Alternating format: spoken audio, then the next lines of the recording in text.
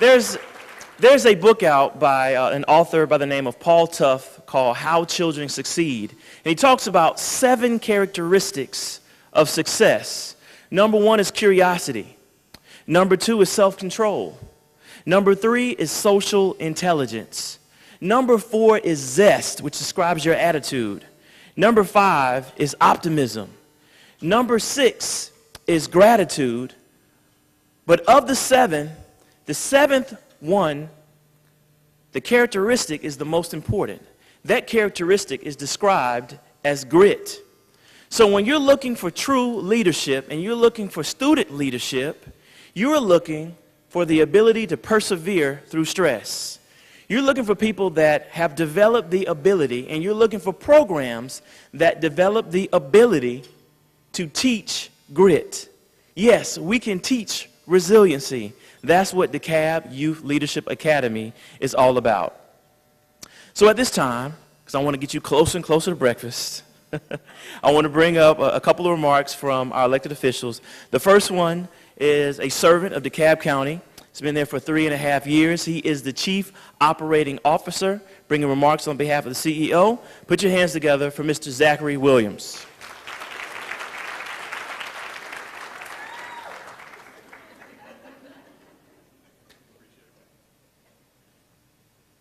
Good morning, everyone. Yeah, and I'm honored to be able to stand before you this morning and bring greetings on behalf of the CEO. He may be joining us later. He had a previous engagement. And a couple of remarks that I would want to make, and first I'd start with the thanking of the vision and leadership from Commissioner Sharon Sutton. Thank you for the assistance from Dr. Johnson and the school board, and thank you for your assistance, Winston, and the YMCA, because without you 3 leaders, we wouldn't be standing before you. I wouldn't be standing for you today. But I'd like to also share a little message, little words of wisdom. I've earned all these gray hairs, all you young folks, so I want to tell you a couple things that, may be of use to you in your future. And make some requests of you, quite frankly. And the first request is to stay engaged. And as was mentioned earlier, we have these 4 different types of citizens, and at the end of the day, the most important are those that are engaged. Educate yourself. Programs like this are an excellent opportunity to learn certain skills. But even when you're not here, read. Get the story behind the story, because everything isn't what you see on Facebook, YouTube. Those are the only 2 I know of, but there's a bunch of others out there, too. So, educate yourself. Find your gifts, your talents, and your passions. What interests you? The future is yours. You find what interests you. What are you, some things that interest you, you may not be great at. But that grit that was mentioned earlier, that stick-to-itiveness, find those passions and play to those. And understand that we need you. We need every one of you to help have a kind of wake-up call for DeKalb County, the nation. We all see what's going on, right? And so we need young people to be engaged, to be educated, and to be persistent in making the future a better future. And I want each of you to understand and believe that you are our future, okay? And so if you take that and really, as you move forward, as you age, as you learn and understand that I am the future, and if things are going to be, it's up to me, you're going to make DeKalb County, you're going to make our state and our nation a better place.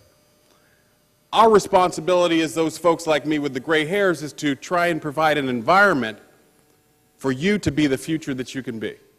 So God bless you, and congratulations for being a part of the program.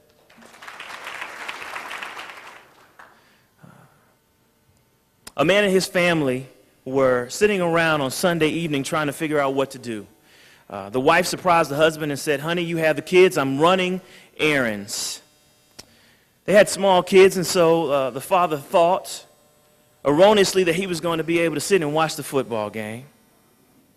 He wanted to see what $200 million worth of improvements on the Georgia Dome, what do they look like and what the Falcons would look like. And he couldn't watch the game because his kids kept interrupting him. So being a smart man that he was, he took a newspaper and he cut it into 12 even slices and said, kids, if you put this newspaper back together, I'll be super happy. So the kids went and they got tape and really got into it, and 2 minutes later, they were back with this newspaper put together. Now, on one side of the newspaper was a picture of the world. And he thought it was going to take them at least 15 to 20 minutes. How many have done that? Give your kids assignments just to buy time. All right, just to buy time. And they came back in 2 minutes, and he was astonished. Now, part of him was annoyed, and the other part was proud. And he asked me, said, kids, how in the world did you put this back together so quickly? And they said, easy. On the other side was a family. We put the family together, and the whole world came together. The person I'm going to introduce next, Winston Myers, is the executive director of the YMCA. And he spends his life making sure that families who play together stay together. Put your hands together for executive director of YMCA, Winston Myers.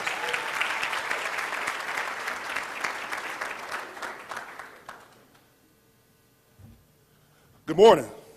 How's everybody doing? I represent the Greater Atlanta YMCA Association. I'm the executive director of the Wade Walker Park Family YMCA and the Outdoor Bransby YMCA. And my name is Winston Myers. I bring welcome from all of my associates. I want to thank everybody for being here. The YMCA got involved in this now for 8 years, and it's been probably our highest branded program and something we're most proud of in the YMCA. And we thank Commissioner Sharon for bringing that to us. Thank you very much. Please give her a hand. It's funny, I was talking to the teens yesterday, and we were talking about the YMCA and what the acronym YMCA stands for. And 90% of people don't know that the acronym YMCA stands for Young Men's Christian Association. Young Men's Christian Association. And what's sort of unique about that is we no longer just stand for Young Men's Christian Association. The only thing accurate about that acronym is the word association. And so the youth and I were talking about branding and why we kept our name, and now we're known as the Y, and what that image brings and what it means to people. But today, and this morning, YMCA stands for youth, and youth only today. So today it's about the youth, and it's about you. All right, my young teens, my little millenniums, it's time to go from here to where you are as young adults to there in your next journey. And you should be proud to know that the Youth Leadership Academy has provided you information and support to sort of set your GPS for your next journey. Your GPS has been set. You are loaded. You have the right direction. You have the right vector. You know where you're going. Now you have to just follow your GPS. And like all GPS, sometimes you may lose confidence in it. I work at the Wade Walker YMCA, and last week I was meeting them up here at the park, and I've set my GPS and the address, and every time I come to Stone Mountain, I always go through 285, and you come around that direction. Well, for those of you who know where the YMCA is, it's right up Rock Bridge, and it was telling me just to come straight down Old Town Stone Mountain and make a right. And I said, this can't be right. For the last 8 years, I've been going around the 285 and coming around a long way and going all the way around. And so I lost confidence in the information that I had put in my GPS. I said, this can't be right. And I stopped. I turned around. I said, this is too short. All I did was go down 1 mile, make a right, and I'm at the back door of Stone Mountain. And so I stopped, honestly, about 3 times to say and look at the information I had put in there. And I said, I put the right address.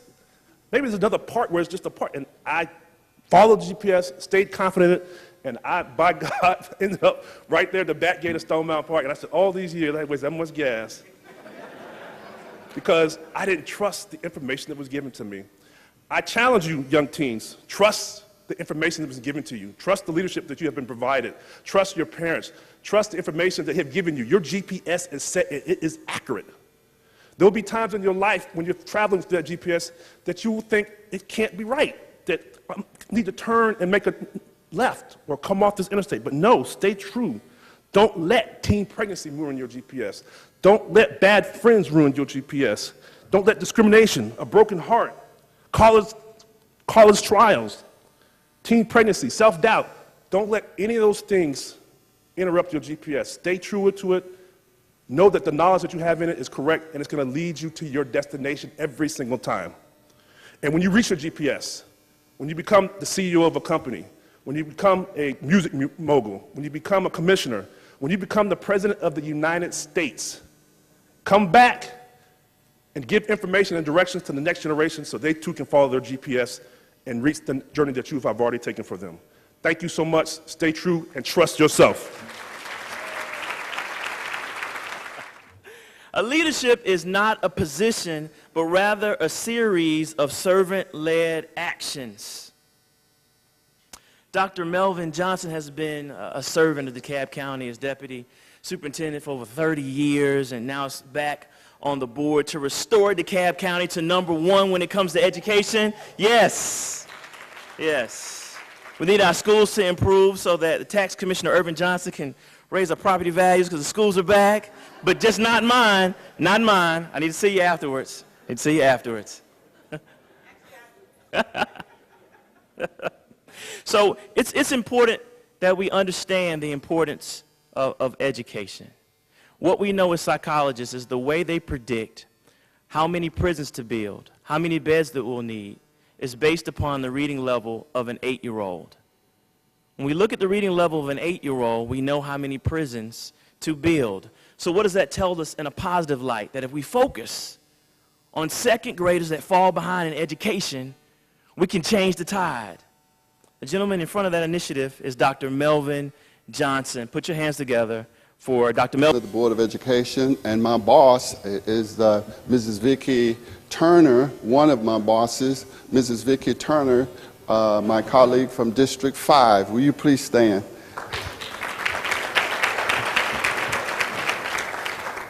It's an honor for me to be here because education is our business.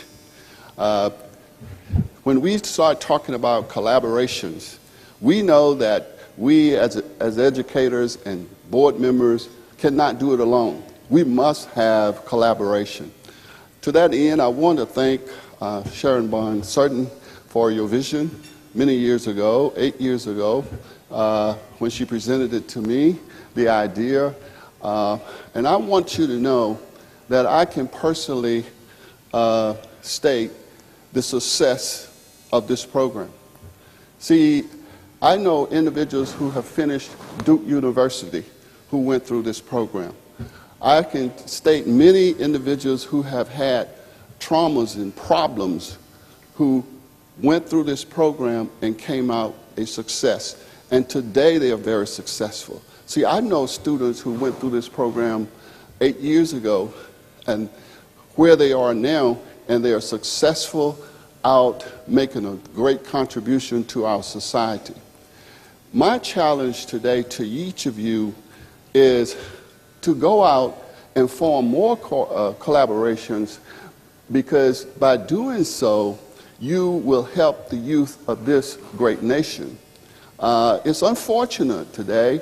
I have not seen a TV camera in this particular meeting this morning.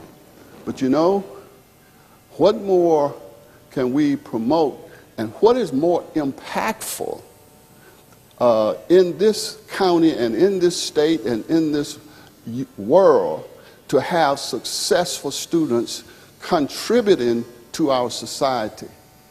But they don't want to promote that.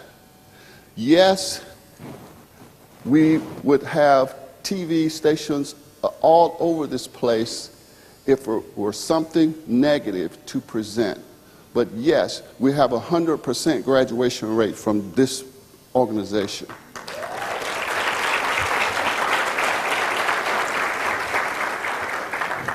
We have 98% of the students from this organization going on to college.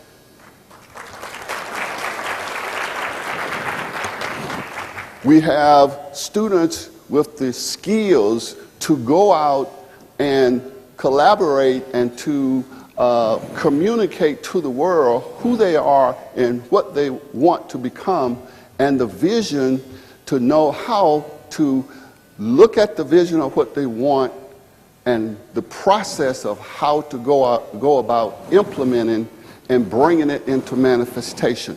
That's newsworthy, y'all. But I challenge you to encourage others to be more part of who we are and where our students are going, because if we don't do it, nobody will. And I encourage you to go out and become a part of this great organization. Let's expand this organization so it become a norm for everyone in the community to know what Youth Leadership Academy is and what it's all about. And if we could use this model throughout DeKalb County and throughout the state of Georgia and throughout the nation to demonstrate and to illustrate the importance of parent engagement, you know, that would help our student achievement tremendously. Thank you, and God bless you, and thank you so much for coming and supporting this program.